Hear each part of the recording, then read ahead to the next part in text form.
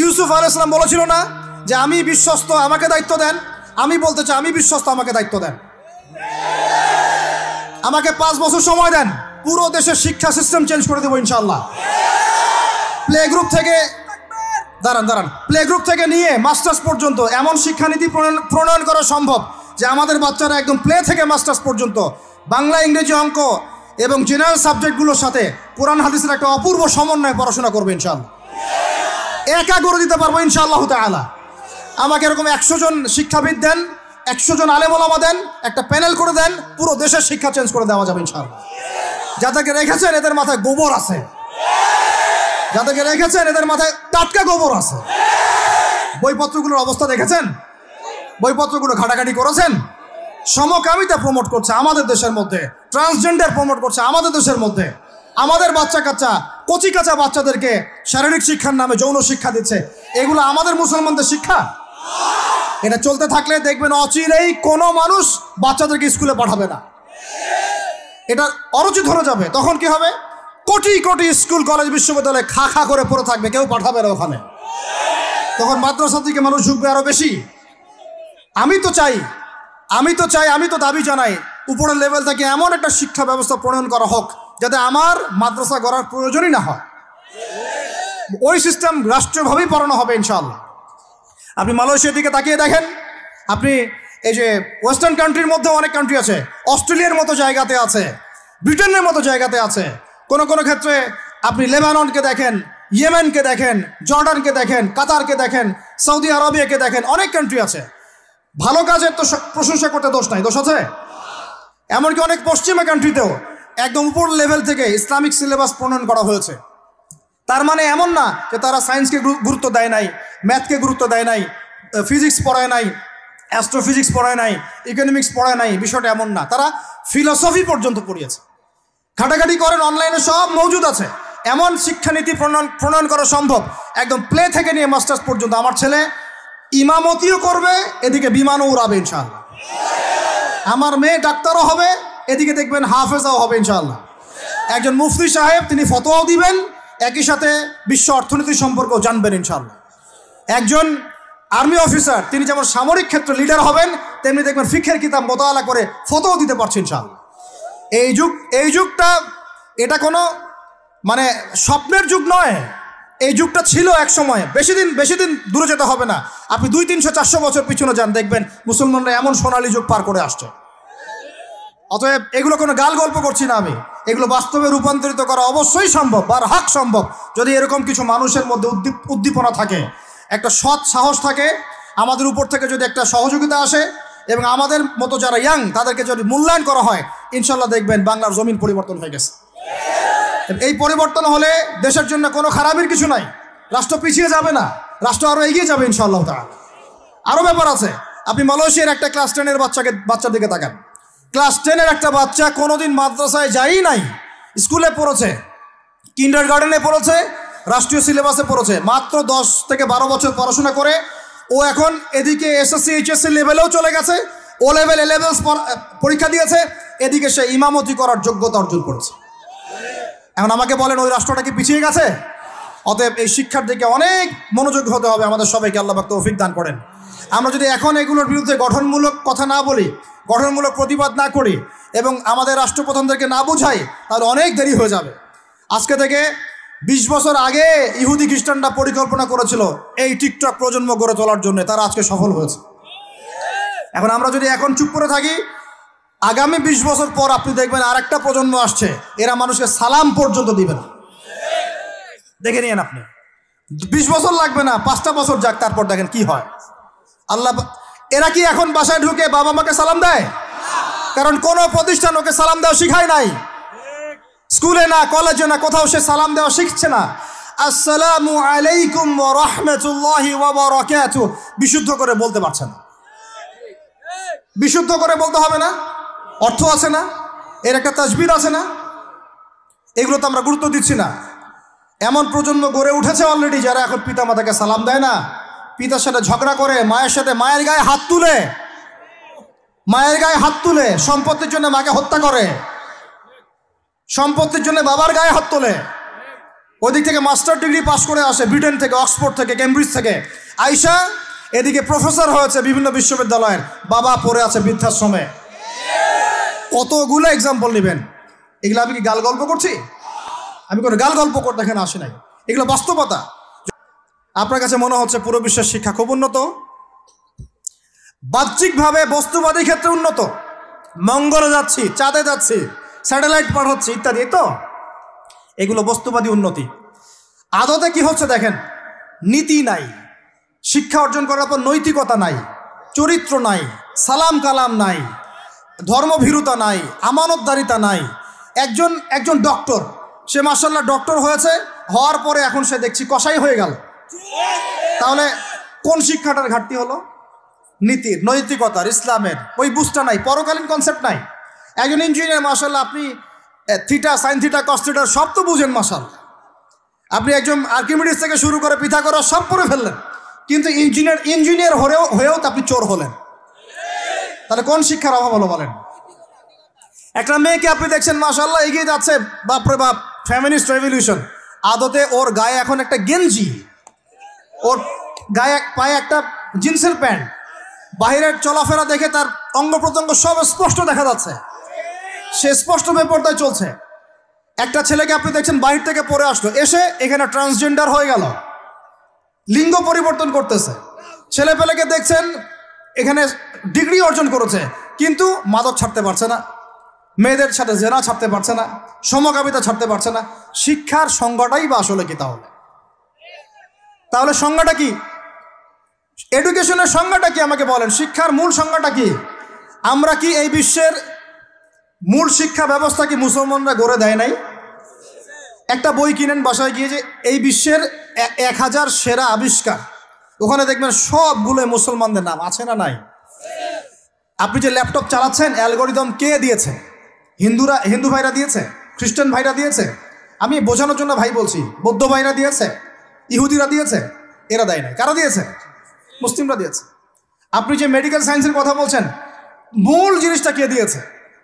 মুসলিমরা দিয়েছে। রক্ত সংবহন তন্ত্র কারা আবিষ্কার করেছে? মুসলিমরা। আপনি জাবের ইবনে হাইয়ানকে ছাড়া আপনি কেমিস্ট্রি পড়াতে পারবেন না।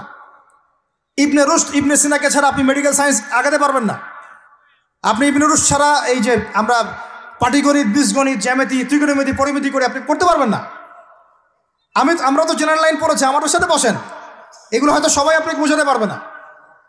মূল জ্যোতির্বিদ্যায় যাচ্ছেন, আপনি অ্যাস্ট্রোনমিতে যাচ্ছেন, অনেক কিছু করছেন, আপনি মুসলিমদেরকে ছাড়া এক পা আগাতে পারবেন না।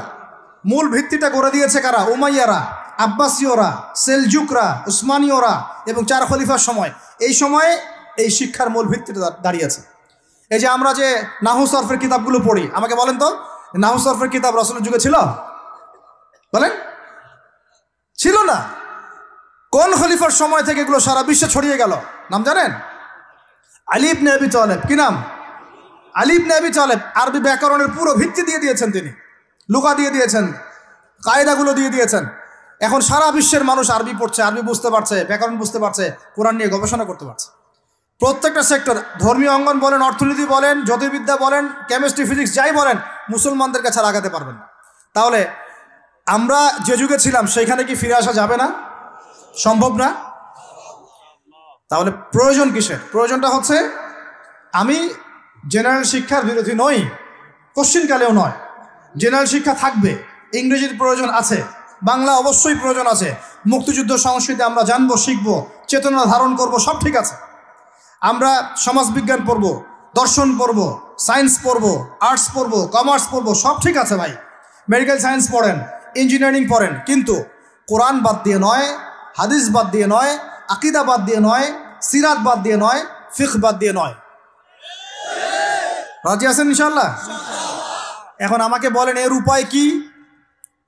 এর আসল উপায় কি? এখন এটা কি আপনি চাইলেই প্রতিষ্ঠা করতে পারবেন? আমার ক্ষুদ্র জ্ঞানে আমার কাছে 3টা উপায় মনে হয়। কয়টা উপায় ভাই? এক নাম্বারটাই সবচেয়ে সেরা উপায় এবং সবচেয়ে কঠিন উপায় এবং একই সাথে সবচেয়ে ইফেক্টিভ উপায়। এটা যদি করা যায় তাহলে আর 2-3-এর প্রয়োজন হবে না।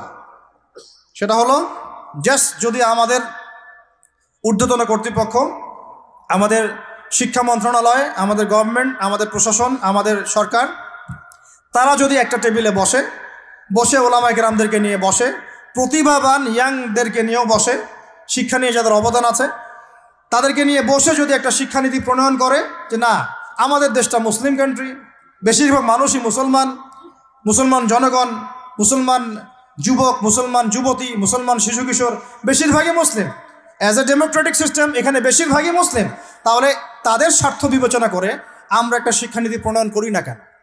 একটা শিক্ষানীতি প্রণয়ন করি যেখানে প্লে গ্রুপ থেকে শুরু করে মাস্টার্স পর্যন্ত আমরা মাশাআল্লাহ 2টা শিক্ষাকে সমন্বয় করে দেব ইনশাআল্লাহ। এই সমন্বয়টা করলে আমার ছেলে বললাম তো 2 দিকেই ইনশাআল্লাহ এক্সপার্ট হবে। আমাদেরকে আলাদা করে কোনো প্রতিষ্ঠান খুলতেও হবে না। এটা কি করা যায় না? এটা যদি করা যায় তাহলে আমাদেরকে আলাদা করে কোনো মাদ্রাসাও খুলতে হচ্ছে না এখন, বরং যা আছে এটা দিয়ে যথেষ্ট, যা আছে এটা দিয়ে যথেষ্ট। আর সুন্দর নীতি থাকবে, সিলেবাস করে দেওয়া হবে, দেখবেন সবাই একই ভাষায় কথা বলছে, একই শিক্ষায় শিক্ষিত হচ্ছে, একটা লেভেল পর্যন্ত অ্যাটলিস্ট মানুষ নৈতিক শিক্ষা পাবে, ইসলামী শিক্ষা পাবে। পরবর্তীতে গিয়ে ফ্যাকাল্টি আলাদা হয়ে যাবে, তারা কেউ ইঞ্জিনিয়ার, কেউ ডক্টর ইত্যাদি ইত্যাদি হতে পারে। এটা যদি আমাকে বলেন, আমাকে 5টা বছর সময় দেন, 5 বছর সময় দেন, যদি মূল্যায়ন করেন, আমি ইউসুফ আলাইহিস সালামের মতো বলতে বাধ্য হচ্ছি এখন, কারণ আমি এটা দেখে অনেক ব্যথিত হচ্ছে। কেউ বলুক না বলুক, আমি কোনো দলের পক্ষ থেকে বলছি না, কোনো মতের পক্ষ থেকে না, কোনো রাজনৈতিক ব্যক্তিবর্গের পক্ষ থেকেও নয়, আমি আমার ব্যক্তিগত ব্যক্তি স্বার্থের পক্ষ থেকে বলছি, আমাকে 5টা বছর সময় দেন, ইনশাল্লাহ এটা আমি গড়ে দিতে পারবো ইনশাল্লাহ।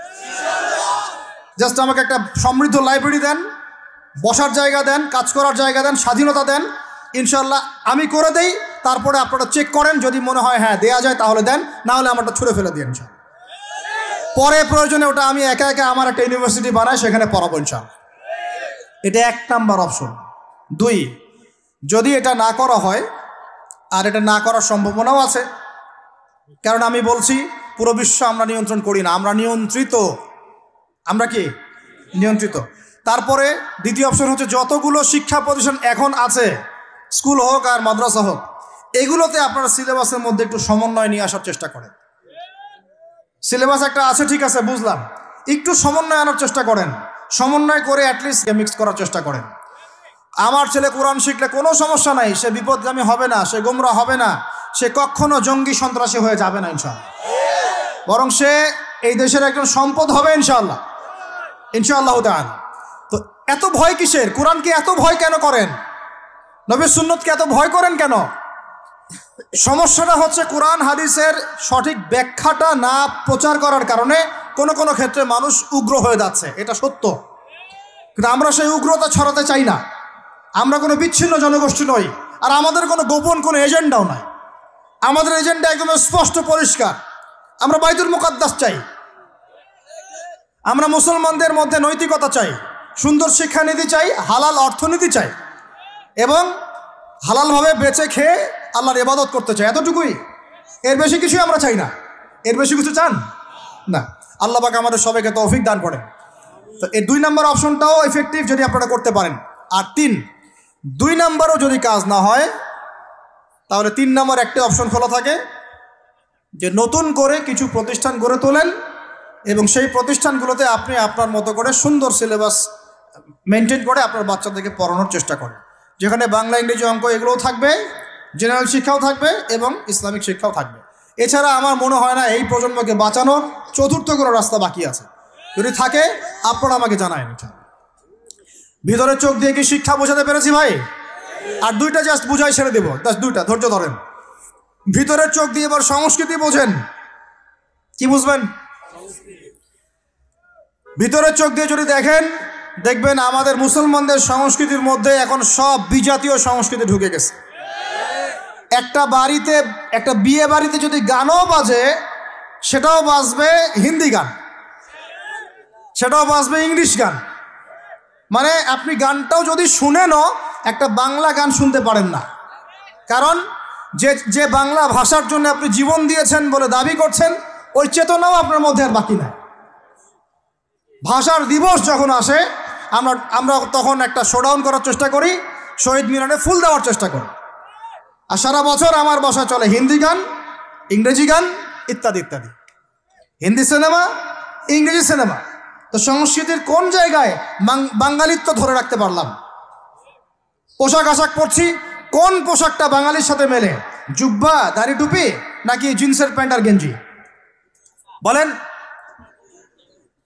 শেরে বাংলা একে ফজলুল হকের দিকে তাকান, মৌলানা ভাসানের দিকে তাকান, বঙ্গবন্ধু শেখ মুজিবুর রহমানের দিকে তাকান, তাদের পোশাকগুলোকে দেখেন।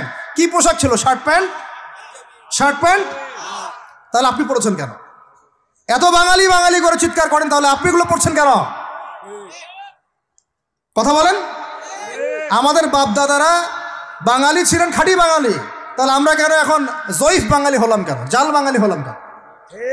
আপনার বাসার কমোড পর্যন্ত ইংরেজদের আদলে করা। সবকিছুই খাবার অভ্যাস, খাদ্যাভ্যাস, আপনি পিৎজা বার্গার ছাড়া খাইতেই পারেন না, খাদ্যাভ্যাস ইংরেজদের। তারপরে খাওয়া হালাল না হারাম সেটা প্রশ্ন করছি না আমি, আপনি প্যাশনেট না তো আমাদের সংস্কৃতি নিয়ে। আমাদের সংস্কৃতির মূল জায়গাটা কই? পাঞ্জাবি পায়জামা তো পরছেন না, এটা আমাদের সংস্কৃতি ছিল, ঢিলে ঢালা পোশাক পরতাম। আমাদের সংস্কৃতি ছিল মাছে ভাতে বাঙালি, ওই মাছ তো ফরমালিন দিয়ে সব নষ্ট করে ফেলেছেন। মাছেও ভেজাল, ভাতেও ভেজাল, পুকুর সব ভরাট করে ফেলতেছেন, নদীগুলো শুকায় যাচ্ছে। নদীমাতৃক বাংলাদেশ, নদী কোথায়? নদীতে পানি কোথায় বলেন? পানির ন্যায্য হিস্সাই বা কোথায়? আমাদের কি পানির ন্যায্য হিস্সা দেয়া হচ্ছে? তাহলে আমরা কি দাস হয়ে থাকবো নাকি? আল্লাহ পাক আমাদেরকে বোঝার তৌফিক দান করেন। সংস্কৃতি দেখেন, সংস্কৃতি কি ছিল আমাদের? আমাদের বাপদাদাদের যুগটা চলে যান, ওই ফজরের আগে তারা ঘুম থেকে উঠতেন। আসসালাতু খায়রুম মিনান নাওম, কানে গেলে ঘুম থেকে উঠে যাইতেন, নামাজ পড়তেন। বাংলার ঘরে ঘরে কোরআন তেলাওয়াত শোনা যাইতো। এখন কি শোনা যায়? ফজরে ফজরে পুরা ঘুম। প্রথম কাতারে আপনি যে কটা মানুষকে পাবেন তার মধ্যে 90% দাড়ি পাকা। যুবকদেরকে আপনি পাবেন না, এরা ঘুমাচ্ছে রাত 3টায় 4টায়, 3-4টা পর্যন্ত এরা ফেসবুক, ইউটিউব, টিকটক এবং মেয়েদের সাথে হারাম অ্যাফেয়ার্স। এই ছেলেরা কি আদতে বাঙালি? এরা কি বাঙালি? না আমরা মুসলমান হতে পেরেছি ঠিক মতো, না বাঙালি হতে পেরেছি ঠিক মতো। যখন ইংরেজ বিরোধী বিদ্রোহ চলছিল না, তখন বাঙালিরাও কবিতা লিখেছিল হিন্দিতে। আপনারা তো এগুলো হিস্ট্রি পড়েনও না। তখন তারা বলতেন, একটা স্লোগান দিতেন, सरफरोशी की तमन्ना अब हमारे दिल में है, देखना है जोर कितना बाजुए कातिल में है। বুঝেন না এই কথা? আমাদের মনের মধ্যে এখন সরফরোশি কি তামান্না, স্বাধীনতার চেতনা আমাদের মনের মধ্যে এসেছে। দেখার বাকি আছে জালেমের বাহুতে কত শক্তি আছে। আপনারা এখন কাজী নজরুল ইসলামের কবিতা পড়েন না। এক ভাই কবিতা আবৃত্তি করেছিলেন এখানে, খুব সুন্দর হয়েছে, মাশাআল্লাহ মাশাআল্লাহ। এগুলোর চর্চা কোথায়? সংস্কৃতি নিয়ে যে আমরা এত বড়াই করি, বলেন বাঙালির সংস্কৃতির চর্চা কোথায়? কাজী নজরুল ইসলামের কবিতা আমরা আমাদের পাঠ্যপুস্তকে পড়েছি। ওমর রাদিয়াল্লাহু আনহুকে নিয়ে কবিতা ছিল, মনে আছে? মনে নেই, ভুলে গেছেন? আমরা পড়েছি, মনে নেই আপনাদের? আস্তাগফিরুল্লাহ। উমর ইবনে খাত্তাব আমিরুল মুমিনিন, তোমার কি জানি, তোমার স্মৃতি আজানের ধ্বনি না, জানে না মুয়াজ্জিন, আমি ভুলে গেছি, অনেকদিন আগে পড়াইগুলো, আমি চর্চা এখন করি না। তো মুয়াজ্জিন জানে না যে হে আমিরুল মুমিনিন, তোমার স্মৃতিতেই এই আজান দেয়া হচ্ছে, মানে আমিরুল মুমিনিনের যে স্বপ্ন, এখান থেকে কিন্তু আজানের ইয়াটা আসছে। আর যায়েদ ইবনে সাবিত রাদিয়াল্লাহু আনহুর স্বপ্ন থেকে তিনি হেঁটে যাচ্ছেন, একবার উটের পিঠে ভৃত্যকে বসালেন আর ভৃত্যকে নামালেন, তিনি উঠলেন, উনি নামলেন, ভৃত্যকে উঠালেন, এভাবে পায়ে হেঁটে হেঁটে বাইতুল মুকাদ্দাস পর্যন্ত গেলেন। জানেন না আপনারা এগুলো ঘটনা? কোথায় এগুলো, কোথায় এখন বলেন? আছে পাঠ্যপুস্তকে? ঢাক, ঢোল, ডুগি, তবলা কি শুরু করেছেন আপনারা? আসলে আসলে বাঙালি সংস্কৃতি বলতে কি বোঝাচ্ছেন? আহমেদ সফার নাম শুনেছেন? তাকে ছাড়া আপনি বাঙালি সংস্কৃতি কোথায় পাবেন? এই বাঙালি সংস্কৃতির ভিতরে এই যে ওলামায়ে কেরামের অবদান, এটা আপনি কিভাবে অস্বীকার করছেন?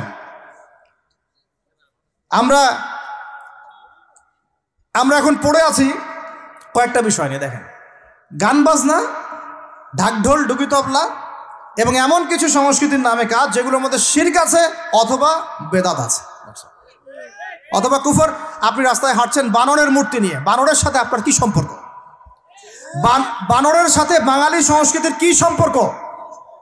আমরা কি বানর থেকে আসছি? তাহলে বানরের মূর্তি আমি হাটে নিয়ে হাঁটবো কেন? বানর থেকে আসছে কারা? ওই যে শনিবারে যারা মাছ ধরতে নিষেধ করা হয়েছিল তারপরেও মাছ ধরেছে, আল্লাহ পাক বলছেন ওদেরকে বানর বানিয়ে দিয়েছে। জানেন না এটা? পড়েন, পড়াশোনা করেন।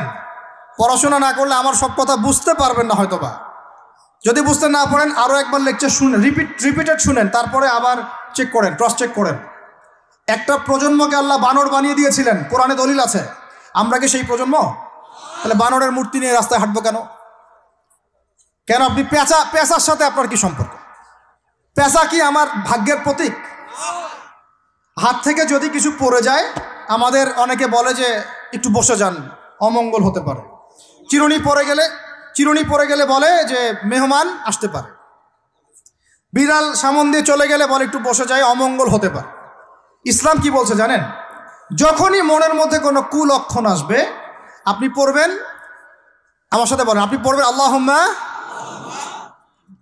লা খায়রা ইল্লা খায়রুক ওয়ালা আল্লাহুম্মা লা তায়রা ইল্লা তায়রুক ওয়ালা খায়রা ইল্লা খায়রুক ওয়ালা ইলাহা গায়রুক। মানে আল্লাহ আপনার দেয়া কল্যাণ ছাড়া কোনো কল্যাণ নাই, আপনার দেয়া অকল্যাণ ছাড়া কোনো অকল্যাণও নাই, আপনি ছাড়া কোনো ইলাহ নাই। এই হলো মুসলমানের আকীদা। তো এখানে পেঁচার সাথে আপনার সংস্কৃতি কি সম্পর্ক? পেঁচা অমঙ্গলের লক্ষণ। তো এগুলো কি শুরু করেছি আমরা? যে কোনো একটা বিষয় নিয়ে যদি আলোচনা করতে চান আসেন, বসেন, আমরা বসি, আলোচনা করি, সমাধানের পথ খুঁজি, প্রতিভাকে মূল্যায়ন করেন। ইউসুফ আলাইহিস সালাম বলেছিলেন যে আমি বিশ্বস্ত আস্থাভাজন, আমাকে এই খাজানার দায়িত্ব দেন। কে বলেছিল? ইউসুফ আলাইহিস সালাম। কখনো কখনো দায়িত্ব চেয়ে নেওয়া জায়েজ যখন দেখবেন দায়িত্ব নেয়ার যোগ্য কোনো মানুষ নাই। কিন্তু যে পদ্ধতিতে এখন মানুষ দায়িত্ব চাচ্ছে ওই পদ্ধতি তো ইসলাম সমর্থন করছে না। এখানে আপনি একজন ট্রান্সজেন্ডারকে দেখছেন মানুষের ঘরে ঘরে গিয়ে ভোট চাচ্ছে, একজন হিজড়াকে দেখছেন মানুষের ঘরে ঘরে গিয়ে ভোট চাচ্ছে, নারী থেকে পুরুষ হচ্ছে, পুরুষ থেকে নারী হচ্ছে, তাও আবার ভাই ওইদিকেই। নিজেরও লজ্জা লাগতেছে, কারণ আমি আবার উত্তরবঙ্গের মানুষ। তো এখন কথা হচ্ছে যে এইটা তো সিস্টেম না, প্রতিভাকে মূল্যায়ন করতে হবে। আপনাদেরকে আল্লাহ পাক তৌফিক দান করেন, বলেন আমিন। এখন কথা হচ্ছে সংস্কৃতি যদি আপনি ভিতরে চোখ দিয়ে দেখেন, দেখবেন টপ টু বটম আপনি ইহুদি খ্রিস্টানদের সংস্কৃতি ফলো করছেন। আপনার খাওয়া, আপনার রুচি, আপনার অভ্যাস, আপনার পছন্দ, আপনার বিয়ের অনুষ্ঠান, আপনার জন্মদিন, আপনার মায়ের ওই কি বার্ষিকী, বাবার ওই বার্ষিকী, যা যা করতেছেন সব কিছু কার অনুসরণ করতেছেন আপনারা?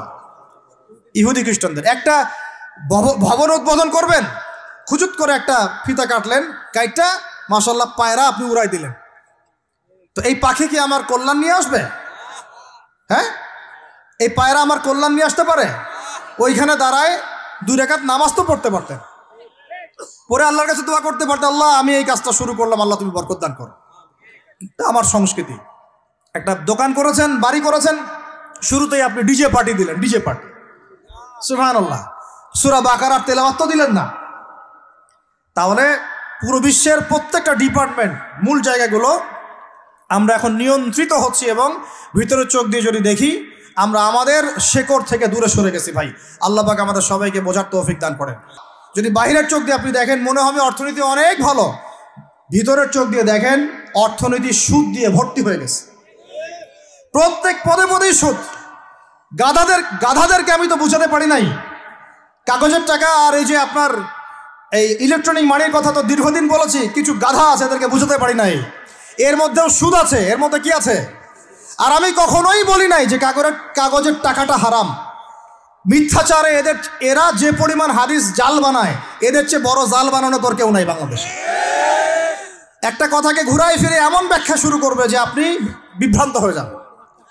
একটা ইমোশন প্রকাশ করবেন, উহুদের প্রান্তে দাঁড়িয়ে একটা ইমোশন প্রকাশ করবেন, ও বানাই দিবে ও জান্নাতের ঘ্রাণ পেয়ে আসছে। আপনি বলবেন যে কাগজের টাকা নয়, মনিটরি সিস্টেমটা হারাম, ও বানাই দিবে ও বলেছে কাগজের টাকা হারাম।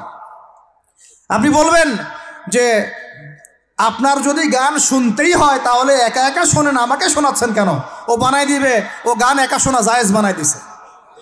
এর এত খবিস, এত খান্নাস, এদের চরিত্রটা চিনতে পারতাম না আমরা যদি গাজাই শোনা আসতো।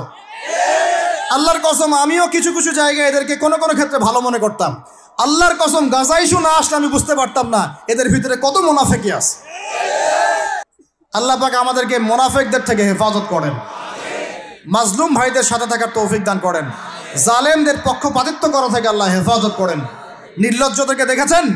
নির্লজ্জরা এখনো বলেছে আইয়ুবী রাহিমাহুল্লাহর আকীদা ঠিক ছিল না। বলি নাউযুবিল্লাহ। আর আইয়ুবী রাহিমাহুল্লাহ যে ঘোড়ায় চড়ে জিহাদ করেছেন, ওই ঘোড়ার খুরের নিচে যে পরিমাণ মাটি ছিল, তোমার মতো হাজারটা মাতখালিকে ওই জায়গায় নিয়ে গেলেও তার সমপরিমাণ হবে না কখনো ইনশাআল্লাহ। আইয়ুবী রাহিমাহুল্লাহ যে তরোয়াল দিয়ে যুদ্ধ করেছেন, ওর এক ফোঁটা রক্তের দাম তোমাকে বিক্রি করলে হবে না ইনশাআল্লাহ। তুমি তার আকীদা নিয়ে প্রশ্ন তোলো, নির্লজ্জ কোথাকার। একজন বলেছে ফিলিস্তিনিরা মায়ের খাবে না কেন? ইহুদিদের সাথে থাকতে থাকতে নাকি ওদের মতোই হয়ে গেছে। নাউযুবিল্লাহ। আল্লাহ মাফ করেন, আল্লাহ হেফাজত করেন। একজন বলেছে যে হামাস ইহুদিদেরই হাতে তৈরি করা, বিচ্ছিন্ন হয়ে নাকি সন্ত্রাসী কর্মকাণ্ড করছে। বলার ভাষা নাই, আমি বলতে বলতে ক্লান্ত হয়ে গেছি, আর বলতে চাই না। বলার আমার রুচিও করে না, আর ভাষাও নেই।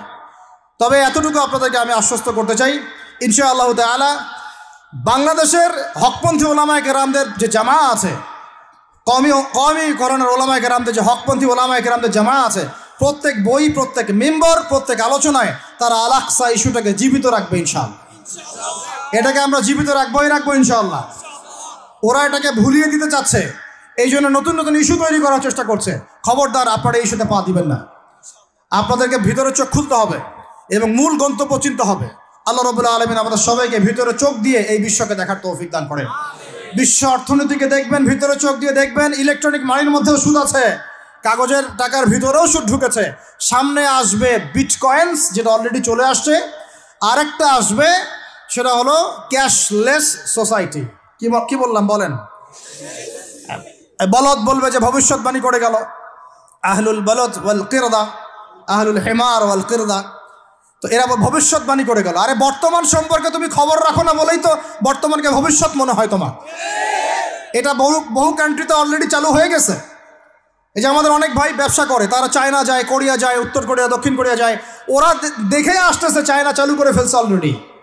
ক্যাশলেস সোসাইটি মানে হচ্ছে আপনি আপনার মুদ্রাকে সংরক্ষণ করতে পারবেন না। আপনি দেখলেন খিদির আলাইহিস সালাম দেয়াল নির্মাণ করলেন, দেয়ালের নিচে কি ছিল? খাজানা ছিল। তাহলে দেয়ালের নিচে খাজানা তিনি সংরক্ষণ করলেন কেন? এতিম বালকরা যেন বড় হয়ে সেটা নিতে পারে। তাহলে আপনি চিন্তা করেন, ওই মুদ্রাটা কি ছিল? ইলেকট্রনিক মানি ছিল, যেটা তিনি সংরক্ষণ করলেন। ওই মুদ্রাটা কি কাগজের মুদ্রা ছিল, যেটা তিনি সংরক্ষণ করলেন? ওই মুদ্রাটা কি বিটকয়েন ছিল, যেটা তিনি সংরক্ষণ করলেন? তিনি সংরক্ষণ করেছেন হয় গোল্ড কয়েন অথবা রূপার মুদ্রা। কারণ এটার মূল্য কমে যাবে না। এরা 20 বছর পর বড় হলেও বাবারই সম্পত্তি ফেরত পাবে। এইটা হলো ইসলামিক কারেন্সি, যেটা বিশ্ব থেকে উঠিয়ে দিয়েছে এই IMF, ওয়ার্ল্ড ব্যাংক আর ইউনাইটেড স্টেট এবং এদের যে চালাপালাগুলো সব। আমরা এই ব্যাস ওই সুর মিলাচ্ছি। ওরা কাগজের মুদ্রা দিয়ে সারা বিশ্বটাকে ডমিনেট করছে। তাও আবার এখানে আরও ব্যাপার আছে, কাগজের সব মুদ্রা আবার এক মানের না। একগুলো হচ্ছে হার্ড কারেন্সি, মানে শক্তিশালী কারেন্সি।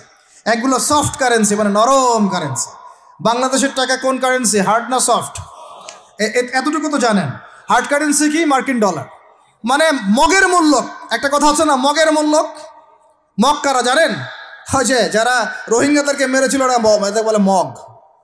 আপনারা তো এগুলো জানেন না। ছোটবেলা আমাদের বাবা মারা ঘুম পাড়াতো না, খোকা ঘুমালো, পাড়া জুড়ালো, বর্গি এলো দেশে, মনে আছে? বুলবুলিতে ধান খেয়েছে, কি বলেন? তারপরে খাজনা দিব কিসে, মনে আছে? ধান ফুড়ালো, পান ফুড়ালো, কি জানি খাজনার উপায় কি? আর কটা দিন সবর করো নাকি রসুন। এখানে কি বোঝানো হয়েছে আপনি বুঝতে পারবেন না, তো ইতিহাস পড়তে হবে। খোকা ঘুমালো, পাড়া জুড়ালো, বর্গি এলো দেশে। বর্গি মানে এই যে মগদেরকে বোঝানো হয়েছে। ওরা উগ্র ছিল, যেখানে যাইতো এরকম মঙ্গলদের মতো ম্যাসাকার করতো, ফসল বিনষ্ট করতো, ট্যাক্স নিত, জুলুম করতো। ওইটা ভয় দেখানো হতো। ওই জন্য ওদের মূল্যক, ওদের এই যে আগ্রাসনটাকে বলা হয় মগের মূল্যক। মগের মূল্যকের ব্যাখ্যা বুঝলেন? এটা মগের মূল্য। ওরা এখন হার্ড কারেন্সি দিয়ে মগের মূল্য কীরকম, যে সারা বিশ্বের সফট কারেন্সিগুলো আমার কারেন্সি দিয়ে নির্ধারিত হবে, মানে আপনার 100 টাকা সমান সমান ওর $1 মগের মূল্য।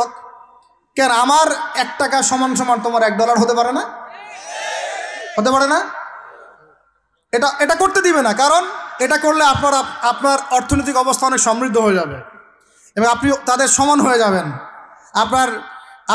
আপনি যে দামে তেল কিনবেন তাকেও সে দামে তেল কিনতে হবে। তো ওরা এটা ধরিয়ে দিল। শুধু তাই না, IMF এর মাধ্যমে, ফেডারেল রিজার্ভের মাধ্যমে, ওয়ার্ল্ড ব্যাংকের মাধ্যমে তারা এটাকে আমরা দ্বিতীয় বিশ্বযুদ্ধের পরের কথা বলছি। ওই সময় ব্রেটন উড কনফারেন্স হয়েছে, পড়ে দেখবেন। ব্রেটন উড কনফারেন্স হয়েছে, মার্কিন ডলারকে সারা বিশ্বের রুলিং মানে কারেন্সি হিসেবে ওরা নির্ধারণ করলো মগের মূল্য, এবং প্রত্যেকটা কারেন্সি এর আন্ডারে নিয়ন্ত্রিত হবে এবং টাকার মান, অন্যান্য মুদ্রার মান বাড়বে কমবে এর ভিত্তিতে, আপনার প্রবৃদ্ধির ভিত্তিতে নয়। এবং তার হাতে নিয়ন্ত্রণ থেকে যাবে, যদি আপনি বেশি বাড়াবাড়ি করেন আপনার টাকার মান তারা কমাই দেবে। কয়দিন আগে ইলেকশনের আগে একটা শব্দ শুনেছিলেন অনলাইনে, স্যাংশন দিতে চাই, স্যাংশন, মনে আছে? হ্যাঁ, মনে আছে? কি জিনিস বুঝছেন আপনারা? কিছু ওটা বুঝেন নাই। অর্থনৈতিক নিষেধাজ্ঞা কিভাবে দিতে পারে? আপনার টাকার মান তারা কমাই দিবে। তখন 1 কেজি পেঁয়াজের দাম হবে 500 টাকা, 1 কেজি রসুনের দাম হবে 1000 টাকা, 1 ব্যারেল তেলের দাম হয়ে যাবে দেখবেন 10,000 20,000 টাকা। কিচ্ছু করতে পারবেন না। তুরস্কের মতো কান্ট্রি যখন ঘুরে দাঁড়ানোর চেষ্টা করছিল, ওদের লিরার মান তারা বাড়িয়ে দিল একদম, ওটা তো মনে হয় 12,000 পর্যন্ত চলে গেছে। ইনফ্লেশন বলি আমরা এটাকে, মুদ্রাস্ফীতি, ওটা প্রায় 12,000% পর্যন্ত বেড়ে গিয়েছিল, বলি নাউজুবিল্লাহ। এগুলো জুলুম, অর্থনৈতিক জুলুম। বাইরের চোখ দিয়ে দেখলে মনে হবে সুন্দর চলছে সব কিছু, ভিতরের চোখ দিয়ে দেখা শিখলে বুঝবেন অর্থনৈতিক ক্ষেত্রে এই বিশ্বে এই জায়নিস্টরা, ইহুদি খ্রিস্টানরা সবচেয়ে বেশি জুলুম করেছে। আরও আছে, বলতে থাকলে সারা রাত যাবে। এরপরে তারা আরবদেরকে বুঝালো, ইয়া শাইখ, আরবদেরকে বুঝালো, হাবিবি, ইয়া হাবিবি, কাছে আসেন, শোনেন, আমরা আপনাদের কাছে তেল আছে, আপনারা তো তেল বয়কট করে দিয়েছেন, আর তেল ছাড়া তো আমাদের যুদ্ধ বিমান ফ্লাই করছে না। তেল কাদেরকে দিয়েছে আল্লাহ পাক? মিডল ইস্টে আরবকে দিয়েছে, ঠিক আছে? এখন হাবিবিকে বলা হচ্ছে যে আপনারা তো তেল বয়কট করে দিলেন। এটা করেছিল বাদশাহ ফয়সাল, বলেন রাহিমাহুল্লাহ। উনি একজন সাহসী নেতা ছিলেন, এই জন্যই তাকে গুপ্ত হত্যা করা হয়েছে। সাহসী যারা, তাদেরকে গুপ্ত হত্যা করে এদের একটা সুন্নত, এটা মাথায় রাখবেন। খুব ট্যালেন্টেড একজন দেখবেন, খুব ট্যালেন্টেড একজন বিজ্ঞানী দেখবেন, হঠাৎ নাই তাবাস করে মিসাইল এসে পড়ে গেল। এমন সূক্ষ্ম স্নাইপার দূর থেকে 12,000 কিলোমিটার দূর থেকে মেরে দিলে আপনার কলিজের মধ্যে এসে লেগে যাবে। এগুলো জেনে বুঝেই আমরা প্রতিদিন সকাল করি, সন্ধ্যা করি, আলহামদুলিল্লাহ। কারণ অ্যাটলিস্ট আপনাকে তো জানতে হবে। জেনে নেন, পরে আপনারা চিন্তা করবেন যে কিভাবে লাইফ লিড করবেন। ফাযাক্কির ইন্নামা আনতা মুযাক্কির, আপনি উপদেশ দিন, শুধু আপনি উপদেশ দাতা। লাস্তা আলাইহিম বিমুসাইতির। ফাযাক্কির ইন নাফাআতিয যিকরা সায়াযাক্কারু মা ইয়াখশা, যারা আল্লাহকে ভয় করে তারা ফিরে আসবে ইনশাআল্লাহ। তো যেটা বলছিলাম, বাদশাহ ফয়সাল একদম বয়কট করে দিলেন। এবার ওরা এসে বুঝাচ্ছে যে তেল ছাড়া তো আমাদের চলছে না। এদিকে ওদের ডলারের মান কমে যাচ্ছে, মুদ্রাস্ফীতি হচ্ছে, ইনফ্লেশন হচ্ছে। এখন তারা বোঝালো যে ঠিক আছে, একটা চুক্তি করা যাক। যুবকরা ভালো করে শোনেন, এগুলো জানেন না বলেই অনেক সময় আপনি সহি বলে সহি ভুল পথে যাচ্ছেন। ভাই, সহি পথেই যাচ্ছেন, বাট এটা সহি ভুল হয়ে যাচ্ছে। কথা বুঝাতে পারছি? সহিহের আড়ালে একটা মারাত্মক জয়ীফ আর জাল আকীদা আছে, এটা আপনার সামনে সহি দিয়ে ঢেকে দেওয়া হয়েছে, বুঝতে পারতেছেন না। এই জায়গাটাকে ভালো করে বোঝেন। যখন উম্মর সাথে কেউ গাদ্দারি করে তখন সে সহি থাকে না। উম্মতের সাথে কেউ যদি গাদ্দারি করে তখন সে কি থাকে না? সহি থাকে না। এখন আসেন, আমি ধর্মতাত্ত্বিক কথা বলছি আগে। এখানে বাদশা ফয়সাল তাকে কনভিন্স করা হলো, ঠিক আছে আমরা তেল কিনবো, আপনাদের কাছ থেকেই কিনবো, আপনাদের গালফ কান্ট্রি যেগুলো আছে এদের কাছ থেকেই কিনবো। তবে একটা শর্ত, আপনারা তেল বিক্রি করবেন শুধু মার্কিন ডলারে, অন্য কোনো কারেন্সিতে তেল বিক্রি করতে পারবেন না। বলেন নাউজুবিল্লাহ। আপনি বাংলাদেশ গভর্নমেন্ট যদি গিয়ে এক ব্রিফকেসের মধ্যে 1 কোটি টাকা নিয়ে যায়, বুঝেন কথা, বুঝতে পারতেছেন? 1 কোটি টাকা আমাদের টাকা নিয়ে গিয়ে যদি বলে শেখ হাবিবি আমাকে তেল দাও, ওরা বলবে তেল দিতে পারবো না, খালাস, কুল্লু খালাস, এখান থেকে বের হও। কথা বুঝতে পারেন নাই? 1 কোটি কি দিবেন? টাকা, তেল দিবে না। লিখে নেন, দিবে না। কিন্তু সেই 1 কোটি টাকাকে যদি আপনি ডলারে কনভার্ট করেন, ওটাকে ডলার দিয়ে কনভার্ট করেন, করে যদি বলেন হাবিবি তেল, তখন বলবে যে আসো তাআলিলাহি, তেল নিয়ে যাও, খালাস, কুল্লু খালাস। এটা বুঝতে পারছেন? তেল বিক্রি করব শুধুমাত্র ডলার দিয়ে, ডলার ছাড়া অন্য কোনো কারেন্সিতে তেল বিক্রি করতে পারবো না। এইটা পশ্চিমারা আরবদের সাথে একটা সন্ধি করলো আর কি, চুক্তি করলো। এই চুক্তির নাম হলো পেট্রো ডলার মনিটরি সিস্টেম। বুঝতে পারলাম? Petro dollar monetary system. এর বদৌলতে আরবের মরুভূমি হয়ে গেল এখন একদম অট্টালিকার প্রাসাদ। বোঝা যায়? মরুভূমিগুলো হয়ে গেল কি অট্টালিকার প্রাসাদ, আর বাকি পুরো মুসলিম উম্মার উপর দেখেন কি দুরবস্থা নেমে আসছে। শুধু তাই না, ওই ডলার হলো একদম লিডার, কারেন্সির লিডার। এখন ওই ডলার তেলের মান নির্ধারণ করবে, আপনি টাকা দিয়ে করতে পারবেন। সারা বিশ্বের সবচেয়ে বড় অর্থনৈতিক জুলুম হচ্ছে এই পেট্রো ডলার মনিটরি সিস্টেম। এর চেয়ে বড় কোনো জুলুম হয়নি অর্থনৈতিক জীবনে। এখন অনেক ওলামায়ে কেরাম আছেন আপনারা এখানে, আমি জানি উপস্থিত, আপনারা একটু ফিকহের কিতাবগুলো মোতালা করে আমাদেরকে একটা ফতোয়া দিয়েন যে এইরকম মনিটরি সিস্টেম প্রণয়ন করা জায়েজ না নাজায়েজ। এটা আপনারা ফতোয়া দিয়েন, আমি ফতোয়া দিতে পারবো। আমি অর্থনৈতিক ভাষায় বলতেছি যে এই মনিটরি সিস্টেমটা পুরো বিশ্বে জুলুম নিয়ে আসছে। এখন আদতে, এখন শোনেন এই অংশটুকু শোনেন, তারপরে আমি শেষের দিকে চলে আসতেছি। আদতে এতে পশ্চিমাদের লাভ কি হয়েছে শোনেন। আমার কাছে এই যে ডলার, এটা আমি ছাপাই আমার দেশে, আমার কারখানায়। আমার খরচ হচ্ছে কাগজ, আমার খরচ হচ্ছে মেশিন, আমার খরচ হচ্ছে কালি। বোঝা যায়? বোঝা যাচ্ছে? আচ্ছা, এখন সেটা আমি বানালাম, ছাপালাম, গিয়ে আমি আরবকে দিলাম, তেল দাও। ওরা এই কাগজের টাকাটা নিল, নিয়ে রিজার্ভ করলো, করে মূল যে তেল, এই তেলটা মনে করেন তেল বা সোনা, তেল বা সোনা একই কথা, কারণ সোনার ফাংশন প্লে করছে এখন তেল। এখন তো যেহেতু গোল্ড দিনার নাই, দিরহাম নাই, এই তেলটা তারা নিয়ে ওদের দেশের আন্ডারগ্রাউন্ডে বাংকার আছে, গ্যালনকে গ্যালন তেল রিজার্ভ করতে থাকলো। এমনভাবে রিজার্ভ করতে থাকলো যে বিগত আগামী 30 বছর যদি বিশ্বে কোনো তেল নাও থাকে, ওরা চলতে পারবে, প্লেন উড়াইতে পারবে। ওদের মিলস বন্ধ হবে না, ফ্যাক্টরি বন্ধ হবে না, ওদের ইন্টারনেট সেকশন বন্ধ হবে না, বিদ্যুৎ বন্ধ হবে না, ওদের কোনো কিছুই বন্ধ হবে না, কোনো প্রযুক্তি বন্ধ হবে না। এত তেল তারা এখন রিজার্ভ করলো কি দিয়ে? ওর দেশে ছাপানো বিনামূল্যের ডলার দিয়ে। এবং সেই ডলারটা আমরা নিলাম, নিয়ে আমরা মাশাআল্লাহ অট্টালিকা নির্মাণ করলাম, আর মনে করলাম যে মাশাআল্লাহ আমি তো খুব ধনী হয়ে গেলাম, সমৃদ্ধি অর্জন করলাম। আদতে এখানে পশ্চিমাদের সবই লাভ। আমরা বলি না জালাও তাই কদু, আমরা বলি আম গেল সালাও গেল, তাই না? এখানে আমও তাদের, সালাও তাদের। আদতে আমাদের কিছু নাই। আপনারা হাসতেছেন, কিন্তু এইটা হচ্ছে সারা বিশ্বের সবচেয়ে বড় জুলুম। এখন আমরা তো থার্ড ওয়ার্ল্ডের কান্ট্রি, এটা হচ্ছে যারা বড় বড় ধনী রাষ্ট্র, ওদের অবস্থা হচ্ছে এই। আর আমরা যারা থার্ড ওয়ার্ল্ডের কান্ট্রি, উন্নত বিশ্বের দিকে এগিয়ে যাচ্ছে, আমরা যারা আস্তে আস্তে, যে পথে আমাদের দুর্নীতি বাধা, আমাদের এই যে নৈতিকতার অবক্ষয় বাধা, আমাদের মধ্যে আমানতহীনতা বাধা, এই বাধাগুলো আমাদেরকে আগাতে দিচ্ছে না। তা আমাদের অবস্থা কি হতে পারে তাহলে চিন্তা করেন। এখন আমরা এই জায়গায় আছি, এই জায়গায় বসে বসে আপনি মনে করছেন যে আপনি মাশাআল্লাহ খুব পাক্কা মুসল্লি, হালাল খাচ্ছেন, নামাজ পড়তেছেন, তাহাজ্জুদ গোজার, জান্নাত কিনে নিয়েছেন মাশাআল্লাহ। অথচ আপনার অর্থনীতি সুদভিত্তিক, এবং এই সুদভিত্তিক অর্থনীতির আন্ডারে থেকে কোনো বেসরকারি ব্যাংক পর্যন্ত 100% সুদমুক্ত সিস্টেম দিতে পারবে না। ফুল স্টপ, খালাস। আর এর উপরে আবার আছে ঘুষ, তার উপরে আবার আছে দুর্নীতি, তার উপরে আপনারা আবার মাপে কম দিচ্ছেন, তার উপরে আবার পণ্য মজুত করছেন, মার্কেটে ইচ্ছাকৃতভাবে প্রাইস বাড়ায় দিচ্ছেন, এই কাজগুলো করছেন। আমি শিক্ষিত একটা সমাজ পেয়েছি বলে কথাগুলো এভাবে মাহফিলে বললাম। এগুলো মাহফিলে কিন্তু আলোচনা হয় না। এগুলো কি মাহফিলে আলোচনা হয়? আমরা বিশ্বাস করি গাজীপুরের শহরের মানুষ, সব ঢাকার মানুষ, আপনারা সব বুঝেন, ইন্টেলেকচুয়াল অডিয়েন্স আছেন এখানে।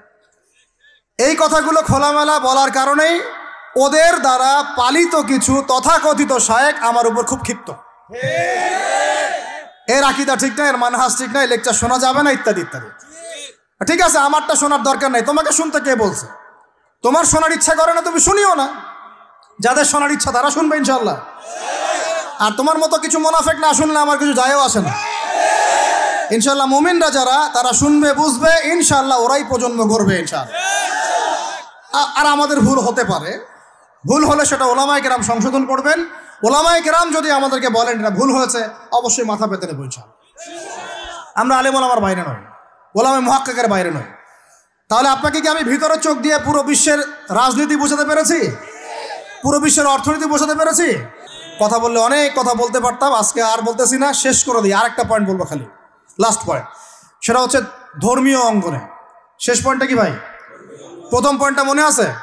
ভিতরের চোখ দিয়ে দেখবেন পুরো বিশ্বের ভূ রাজনীতি, ভিতরের চোখ দিয়ে দেখবেন পুরো বিশ্বের অর্থনীতি, ভিতরের চোখ দিয়ে দেখবেন পুরো বিশ্বের কি শিক্ষানীতি, ভিতরের চোখ দিয়ে দেখবেন পুরো বিশ্বের সংস্কৃতি, আর ভিতরের চোখ দিয়ে দেখবেন পুরো বিশ্বের ধর্মতাত্ত্বিক অবস্থা। আর এটার দরকার আছে, কারণ সারা দেশে খ্রিস্টান মিশনারিদের তৎপরতা বেড়েছে। এই জন্য আমাদেরকে তুলনামূলক ধর্মতত্ত্ব পড়তে হবে, ওদের সাথে আমাদেরকে বাহাস করতে হবে, এই ভাইদেরকে ফিরিয়ে আনতে হবে। অনেকে টাকার কারণে উত্তরবঙ্গের দিকে, দক্ষিণবঙ্গে আপনার পাহাড়ি এলাকার দিকে এগুলোর তৎপরতা প্রচুর বেড়ে গেছে। আমরা তো মাশাআল্লাহ মিলাদ আর জিলাপি আর খোরমা আর কিয়াম নিয়ে দাঁড়িয়ে আছি। ভিতরে যে ইসলাম কোথায় চলে যাচ্ছে আমরা তো জানি না। আল্লাহ পাক আমাদেরকে বোঝার তৌফিক দান করেন। আরও বেড়েছে, ওই যে একটু আগে আপনারা আলোচনা করছিলেন কাদিয়ানি মতবাদ, এটা বাড়ছে। সুদি এনজিওর মতবাদ বাড়ছে। একজন আলেম বলেছিলেন বাংলাদেশের, যেদিন বাংলাদেশের 50% মানুষ খ্রিস্টান হয়ে যাবে, শিয়া হয়ে যাবে, কাদিয়ানি হয়ে যাবে, ওই দিন আপনাদের হুঁশ ফিরবে। আল্লাহ পাক আমাদেরকে ওই দিন আসার আগেই হুঁশে আসার তৌফিক দান করেন। সব ইখতিলাফি বিষয়গুলো ভুলে যান, মুমিনদের সাথে থাকেন, ওলামায়ে কেরামের জামাতের সাথে থাকেন, ছোটোখাটো বিষয় নিয়ে তর্ক করা বন্ধ করেন, ইস্যু পাগল হওয়া বন্ধ করেন, ডিভাইস আসক্তি বন্ধ করেন, এই শোডাউনগুলো বন্ধ করেন, মূল জায়গাগুলোয় কাজ করেন। সালাত, তাহাজ্জুদ, হালাল রিজিক, আদর্শ পরিবার গঠন, ঠিক আছে, দাওয়াতের মেহনত, সৎ কাজে আদেশ, অসৎ কাজে নিষেধ, এগুলোতে মনোযোগী হন। আল্লাহ পাক ইনশাআল্লাহ আমাদেরকে তৌফিক দান করবেন ইনশাআল্লাহ। কারণ আল্লাহ ওয়াদা করেছেন, ইন তানসুরুল্লাহ ইয়ানসুরুকুম, তোমরা আল্লাহকে সাহায্য করো, আল্লাহ তোমাদেরকে সাহায্য করবে ইনশাআল্লাহ। কিন্তু ওয়া ইন তাতাওয়াল্লাহ, তোমরা যদি সাহায্য না করে মুখ ফিরে চলে যাও, তাহলে ইয়াস্তাবদিল কওমান গায়রাকুম, আল্লাহ পাক অন্য কওমকে তোমাদের জায়গায় নিয়ে আসবেন, তোমাদেরকে সরাই দিবেন। সুম্মা লা ইয়াকুনু আমসালাকুম, তারা তোমাদের মতো অপদার্থ হবে না।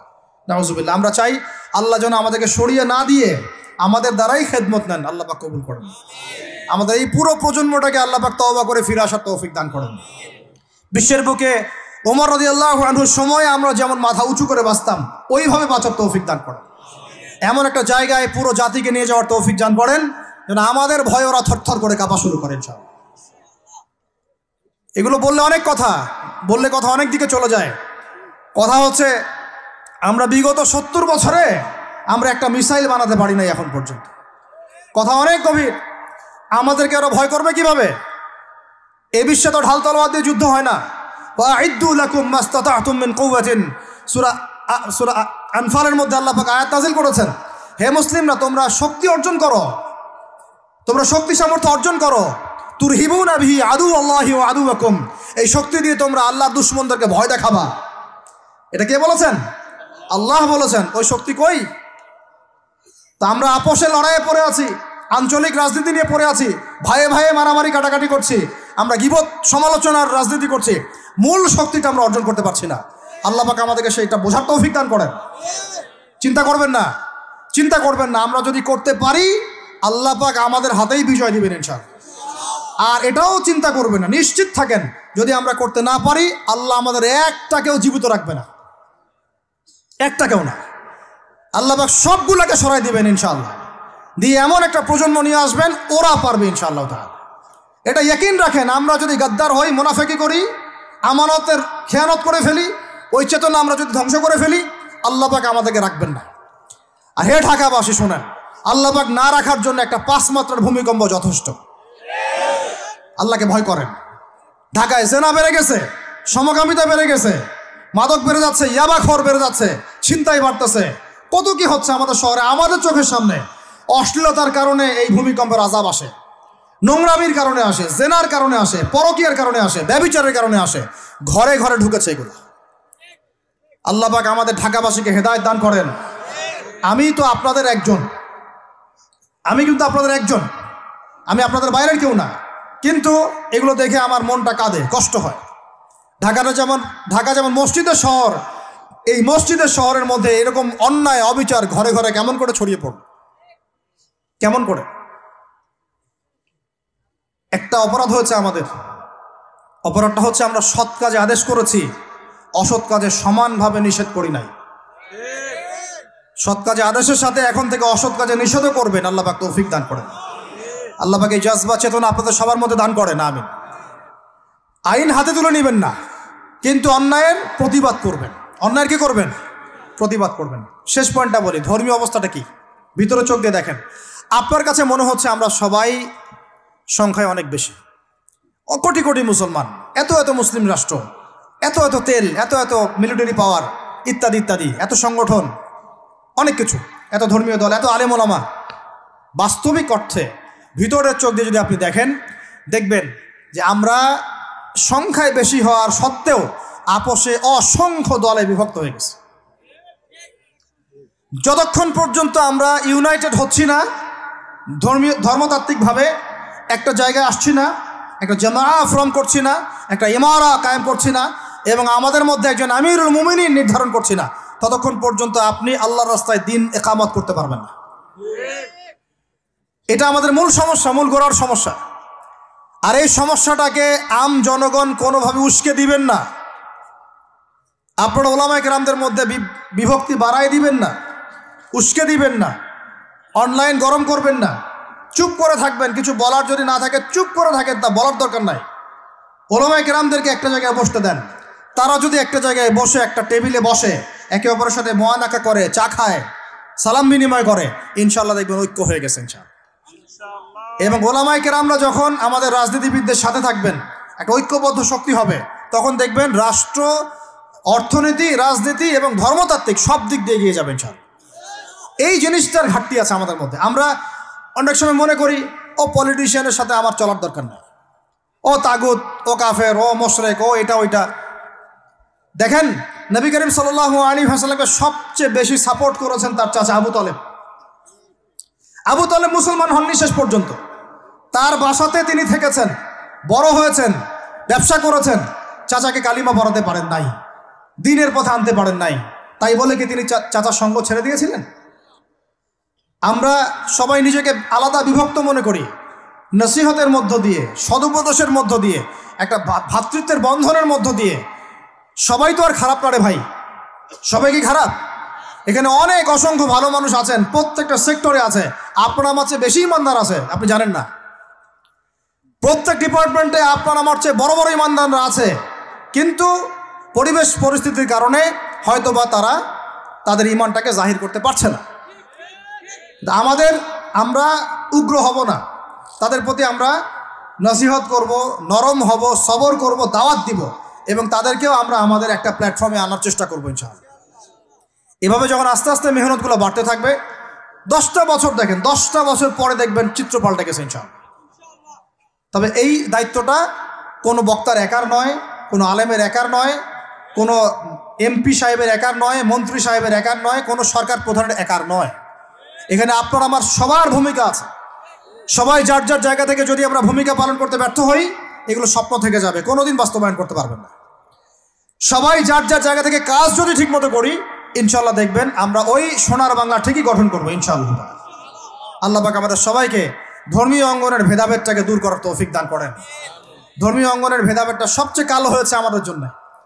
ধার্মিকরা যদি একটা জায়গায় থাকতেন, তারা যদি সমাজের মধ্যে এরকম বিভিন্ন দলে দলে বিভক্ত হয়ে আলাদা আলাদা হয়ে না যেতেন, তাহলে দেখতেন আজকে থেকে 40 বছর আগেই বাংলার জমিনে দিন কায়েম হয়ে যেত। আল্লাহ রাব্বুল আলামিন আমাদেরকে ভিতরের চোখ জাগ্রত করার তৌফিক দান করেন। আর যারা স্পষ্ট মুশরিক, স্পষ্ট শিরিক করছে, স্পষ্ট বেদাতি এবং স্পষ্ট মুনাফিক, যারা জালেমের পক্ষ নেয়, ওদের সাথে ঐক্যের কোনো দরকার নাই। ওদেরকে ছাড়াই আমরা চলবো ইনশাআল্লাহ। সময়ে ওদেরকে মিটিয়ে ফেলবে ইনশাআল্লাহ। সময়ের স্রোতে ওরা ধুলার মতো উড়ে যাবে ইনশাআল্লাহ, কিচ্ছু করতে পারবে না ইনশাআল্লাহ। কারণ মুনাফিকদের সাথে ঐক্য হয় না। মুনাফিকদের সাথে কি ঐক্য হয়? মুনাফিকদের সাথে ঐক্য হয় না, মুশরিকদের সাথে ঐক্য হয় না। এবং যারা পাক্কা মুশরিক, পাক্কা বিদআতি, তাদের সাথে কিন্তু ঐক্য হয় না।